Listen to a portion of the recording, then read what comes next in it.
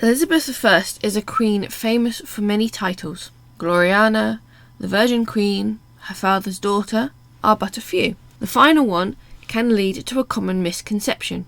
This misconception is that Elizabeth I never mentioned her mother, Anne Boleyn, that she ignored her maternal heritage in order to emphasise her paternal one.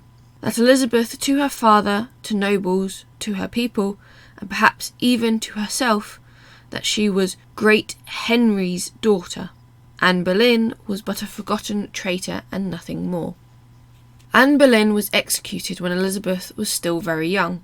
She went from being princess and daughter to the king and queen to Lady Elizabeth, the illegitimate daughter of a king and a child of an executed traitor, before she was 3 years old. So it is very likely Elizabeth had no memories or impressions of her mother. If she did, they would be very few and faded.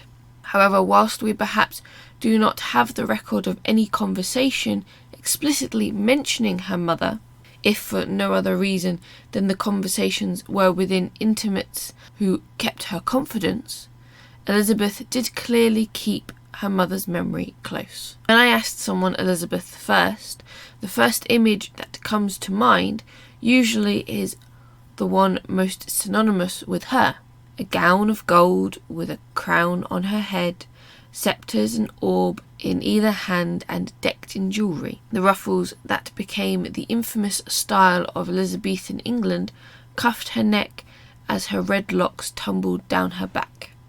The coronation portrait, one that has become synonymous with the image of peace, prosperity and progress that was the era of this queen. Yet, when her reign began, the kingdom was a different story. The kingdom of England was rife in turmoil. The religious turmoil between Protestant and Catholic that we all think of, as the kingdom slingshotted between monarchs of different faiths as it progressed through each of King Henry VIII's children. However, it was also facing a more economical turmoil.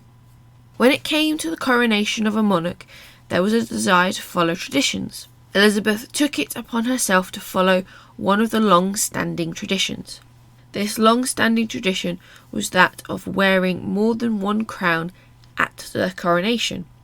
Elizabeth wore in total 3 crowns over the course of her coronation: St. Edward's crown, the Tudor crown, and a 3rd personal crown. This personal crown would usually be designed and made specifically for the new monarch.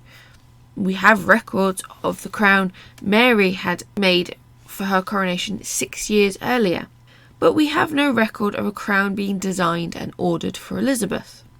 Due to the actions of the previous monarchy, Elizabeth had a problem that would have prevented her from ordering a new crown.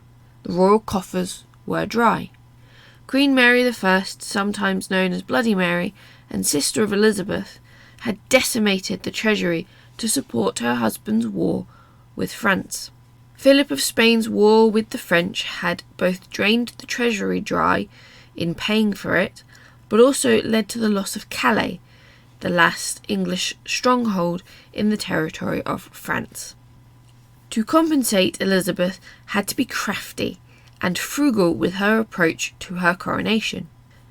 We know Elizabeth took a frugal approach with her coronation robes for her coronation, choosing to wear the coronation robes of her sister instead of commissioning new ones. So there is an all likelihood that she took the same approach when it came to a crown, using a pre-existing crown from the royal collection.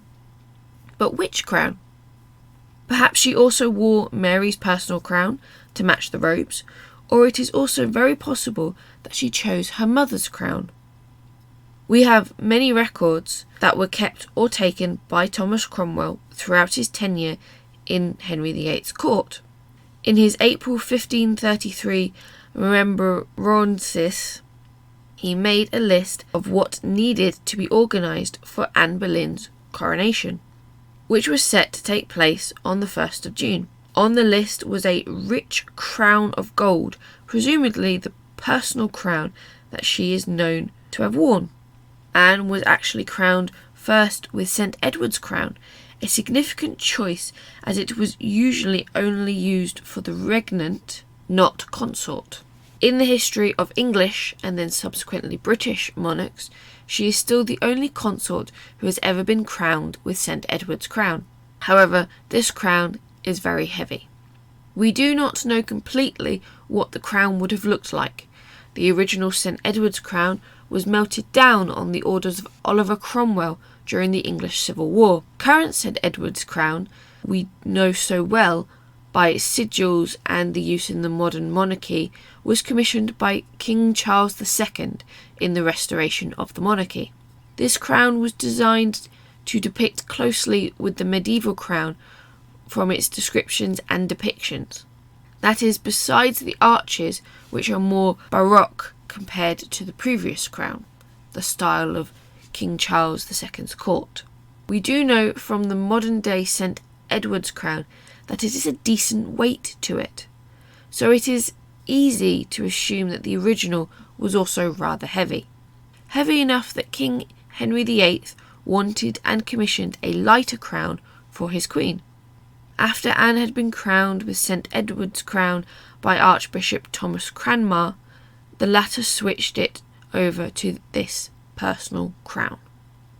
Though we do not have any detailed descriptions of this crown, we do have a small sketch that has been preserved in the Harley collection at the British Library. It shows Anne in her regalia at her coronation feast, following the formal ceremony. Though this sketch is certainly contemporary, as it is amongst papers related to the plans for the coronation, it is not usually counted as a true portrait of Anne, as it is clearly does not intend to convey her true likeness. It is more likely that this sketch was done in the planning of the coronation feast, much how we in modern times sketch out plans today.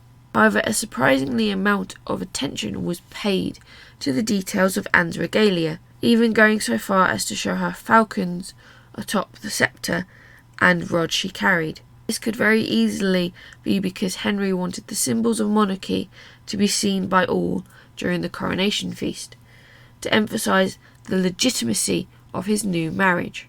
We can also see some details of Anne's crown, and upon comparison with the crown shown in Elizabeth's coronation portrait, they have some distinct similarities.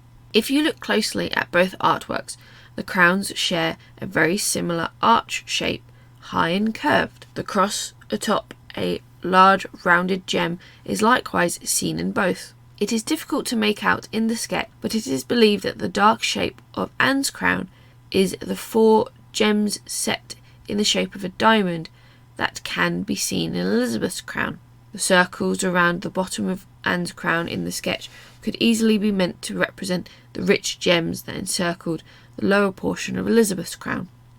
Whilst these visual similarities do not constitute definite proof, it would be in keeping with Elizabeth's character and past behaviour to pay tribute to her mother in this way. Elizabeth had a history of choosing her mother's jewellery for important occasions. In The Family of Henry VIII, painted in 1545, when she was around 12 years old, Elizabeth chose to wear A pendant believed to have belonged to Anne. We also know that Anne was particularly on Elizabeth's mind leading up to her coronation. In fact, as Elizabeth's coronation procession wound its way through the streets of London, she stopped to observe a number of tableaux the city had put on in her honour. One of these had a dynastic theme portraying Elizabeth's ancestry. Henry VII and Elizabeth of York, the Queen's paternal grandparents, were included, and of course her father, Henry VIII. But Anne Boleyn was also included, crowned and enthroned next to Henry.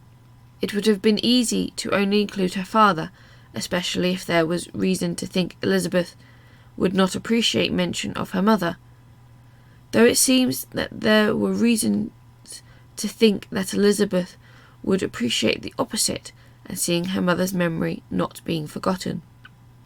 Of course, it is entirely possible that one day a piece of evidence may turn up that proves the crown was made for Elizabeth, or that it was the same crown that Mary had made for her coronation.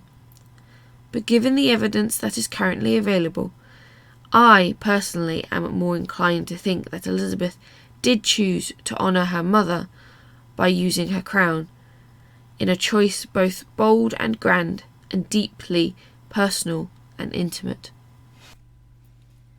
Thank you for watching, and to support our channel, please do not forget to subscribe.